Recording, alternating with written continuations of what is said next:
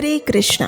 ये तो हम सब जानते हैं कि एकादशी व्रत सबसे अधिक पुण्य फल प्रदान करने वाला और पवित्र है। यहाँ तक कि शिव पुराण में भी कहा गया है, यह करोति नरो भक्त्या एकादश्यामुपोषणं स याति विष्णु सालोक्यम प्राप्य विष्णु स्वरूपताम। अर्थात जो व्यक्ति भक्ति भाव से एकादशी व्रत का पालन करता है वह भगवान श्री विष्णु के समान रूप प्राप्त करके उनके साथ निवास करता है। और ऐसी एकादशी जब कार्तिक जैसे मास में आए फिर तो उसके विषय में क्या कहा जाए। तो चलिए आज हम बात करते हैं कार्तिक मास के शुक्ल पक्ष में आने वाली उत्थान एकादशी की। इस एकादशी को देव उठनी एकादशी, हरिबोधिनी और प्रबोधिनी एकादशी के नाम से भी जाना जाता है। पद्म पुराण में कार्तिक महात्म्य नाम के अध्याय में इस विषय में एक सुंदर कथा का वर्णन आता है। एक बार क्या हुआ कि भगवान श्री विष्णु के मंदिर में एक मूषक रहता था। अब आप तो जानते ही हैं कि मूषक का काम क्या और भोजन क्या। तो बस ये मूषक भी प्रतिदिन भगवान श्री हरि को जो दीप अर्पित किया जाता था उसमें से बचे हुए घी को अपना भोजन बना लेता था। अब एक दिन यूं हुआ कि उसे बहुत ज्यादा भूख लगी हुई थी। जब वह दिए के पास आया तो दिया अभी पूरी तरह से बुझा नहीं था, लेकिन भूख इतनी ज्यादा तीव्र थी कि मूषक ने दिए के संपूर्ण बुझने की प्रतीक्षा किए बिना ही बाती को खाना शुरू कर दिया। अब ऐसा करने से स्वाभाविक रूप से गर्म बाती उसके दांतों में लग गई और अंदर में अग्नि प्रज्वलित होने के कारण वह जलने लगा। आग की पीड़ा के कारण वह मूषक भगवान के विग्रह के समक्ष उछलने लगा और अधिक अग्नि सह न पाने के कारण उसकी मृत्यु हो गई। अब देखिए हमारे करुणा सिंधु भगवान की कृपा। वास्तव में तो गर्म बाती के कारण आग लगने से उस मूषक की मृत्यु हुई थी और पीड़ा के कारण वह उछल कूद कर रहा था। लेकिन भगवान इतने दयालु है कि उन्होंने सोचा कि ये मूषक कार्तिक मास में उन्हें दीप अर्पित कर रहा है और साथ में उछल कूद करके कीर्तन भी कर रहा है। ये सोचकर भगवान ने उस मूषक को मुक्ति और परम गति प्रदान की। अब जरा सोचिए, इस मूषक ने कार्तिक मास में अनजाने में ही किसी और उद्देश्य से अप्रत्यक्ष रूप से भगवान की सेवा की थी, फिर भी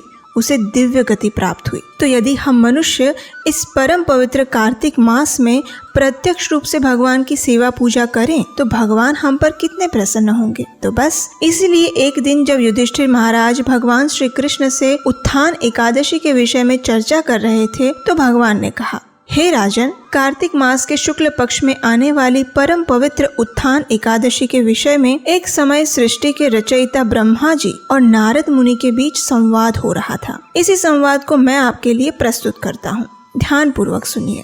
ये कहकर भगवान श्री कृष्ण ने नारद मुनि और ब्रह्मा जी के बीच हुए वार्तालाप को कह सुनाया। एक समय की बात है जब ब्रह्मांड के विविध लोकों में विचरण करते हुए नारद मुनि अपने पिता ब्रह्मा जी के पास पहुँचे। वहाँ जाकर उन्होंने ब्रह्मा जी से उत्थान एकादशी के विषय में जिज्ञासा प्रकट की। इसके उत्तर में ब्रह्मा जी ने कहा, हे नारद, कार्तिक मास के शुक्ल पक्ष में आने वाली उत्थान एकादशी के पालन से मिलने वाला पुण्य फल सहस्त्र अश्वमेघ यज्ञ या 100 राजसूय यज्ञों से अर्जित पुण्य फल से भी कई गुना अधिक है। जो भी व्यक्ति निश्चय पूर्वक उत्थान एकादशी का पालन करता है उसके 100 जन्मों के पाप नष्ट हो जाते हैं। इतना ही नहीं, जो भगवान श्री हरि का कीर्तन करते हुए रात्रि में जागरण करता है उसकी भूत, वर्तमान और भविष्य की पीढ़ियां भी वैकुंठ को प्राप्त करती है। जो व्यक्ति इस एकादशी के दिन मध्याह्न में एक समय भोजन लेता है उसके पूर्व जन्म के पाप नष्ट हो जाते हैं। जो व्यक्ति संध्या के समय भोजन लेता है उसके पिछले 2 जन्मों के पाप नष्ट होते हैं। लेकिन जो व्यक्ति इस दिन संपूर्ण उपवास का पालन करता है उसके पिछले 7 जन्मों के पाप नष्ट हो जाते हैं।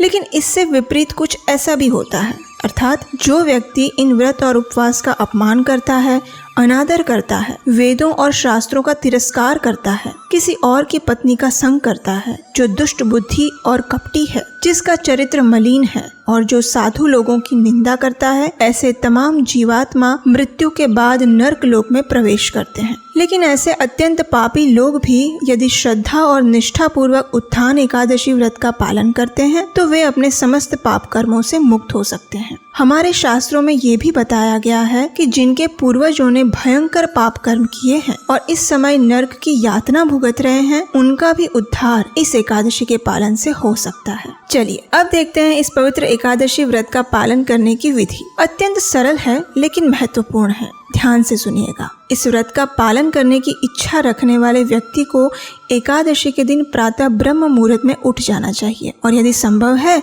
तो पवित्र नदी में स्नान करना चाहिए। लेकिन वर्तमान जीवन शैली के अनुसार ये कार्य थोड़ा मुश्किल है, इसलिए स्नान करते समय हाथों में जल लेकर 7 पवित्र नदियों का नाम उच्चारण करना चाहिए और उनका आह्वान करना चाहिए। स्नान इत्यादि से निवृत्त होकर भगवान के समक्ष उनकी मंगला आरती करनी चाहिए अथवा उसका दर्शन तो अवश्य करना चाहिए, चाहे प्रत्यक्ष रूप से मंदिर में जाकर करें या फिर ऑनलाइन करें। उसके बाद हाथ में गंगा जल लेकर भगवान के समक्ष इस एकादशी व्रत का संकल्प लेना चाहिए और उनसे प्रार्थना करते हुए ये कहना चाहिए, हे कमल नयन भगवान श्री हरि, मैं आज आपको अत्यंत प्रिय ऐसी उत्थान एकादशी व्रत पालन करने का संकल्प लेती हूँ। आप ही मेरे एकमात्र आश्रय स्थान हैं। कृपया आप मुझे अपनी शुद्ध प्रेमा भक्ति प्रदान करें और अपने श्री चरणों में स्थान दे। इस प्रकार प्रार्थना करके भगवान के विग्रहों की अगरू पुष्प और सुगंधित द्रव्यों से पूजा अर्चना करें। इस एकादशी पर जो व्यक्ति भगवान श्री कृष्ण को विशेष रूप से कदम का पुष्प अर्पित करता है उसे कभी यमलोक का दर्शन नहीं करना पड़ता। जो व्यक्ति गुलाब का पुष्प अर्पित करता है उसे मुक्ति प्राप्त होती है।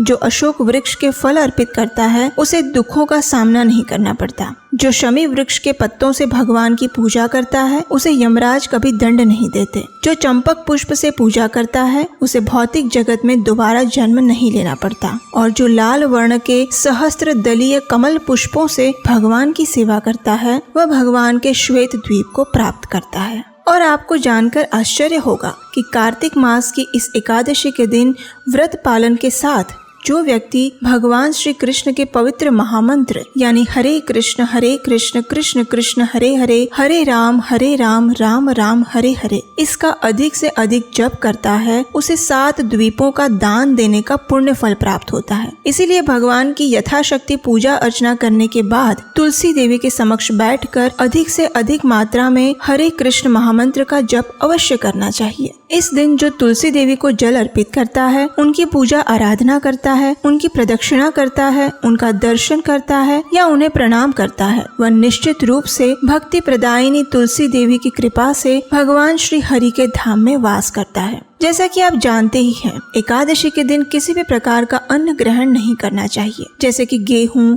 चावल, बाजरा, दाल या उससे बने हुए किसी भी प्रकार के खाद्य पदार्थ। यदि किसी व्यक्ति के लिए संपूर्ण उपवास करना संभव ना हो तो वे फल, दूध, फलों का रस, सूखा मेवा, पनीर, दही, एकादशी प्रसाद इत्यादि ले सकते हैं। एकादशी के दिन अधिक से अधिक मात्रा में हरि कथा का श्रवण और पठन करना चाहिए। इसके लिए आप श्रीमद् भागवतम और भगवत गीता का पाठ कर सकते हैं। एकादशी महात्म्य की कथा सुन सकते हैं और अन्यों को भी सुना सकते हैं। अगले दिन द्वादशी पर निर्धारित पारण समय पर आप अपने घर में ब्राह्मण या वैष्णव को आमंत्रित करें, उन्हें भगवान को अर्पित भोग प्रसाद रूप में वितरित करें और अपनी क्षमता अनुसार दान देकर स्वयं भी प्रसाद ग्रहण करके एकादशी व्रत का पारण करें। एकादशी के दिन सुयोग्य व्यक्ति को दान देने से व्रत का पूर्ण फल प्राप्त होता है। इसलिए प्रयास करें कि अपने नजदीक के मंदिर में या फिर किसी सुयोग्य वैष्णव को अपनी क्षमता अनुसार दान अवश्य दें। यदि आप वैदिक ग्रंथों के वितरण हेतु दान देना चाहते हैं तो आप हमारी वेबसाइट गीतादान.in पर जाकर भगवत गीता और श्रीमद् भागवतम के लिए दान दे सकते हैं। ये एकादशी वीडियो बनाने के लिए हमें आपकी तरफ से जो आर्थिक सहयोग प्राप्त हुआ है उसके लिए हम आपके आभारी हैं। यदि आप अगली एकादशी वीडियो के लिए हमारा सहयोग देना चाहते हैं तो स्क्रीन पर दिए गए नंबर पर अपनी सहायता भेज सकते हैं। आपके सहयोग से हमारा उत्साह तो बढ़ता ही है, लेकिन वैदिक संस्कृति के प्रचार का पुण्य फल आपको भी अवश्य प्राप्त होता है। तो चलिए इस परम पवित्र कार्तिक मास में आने वाली दुर्लभ उत्थान एकादशी का श्रद्धा और निष्ठा पूर्वक पालन करते हैं और हमारी आध्यात्मिक यात्रा को आगे बढ़ाने के लिए भगवान श्री कृष्ण की शुद्ध प्रेमा भक्ति की याचना करते हैं। हरे कृष्णा।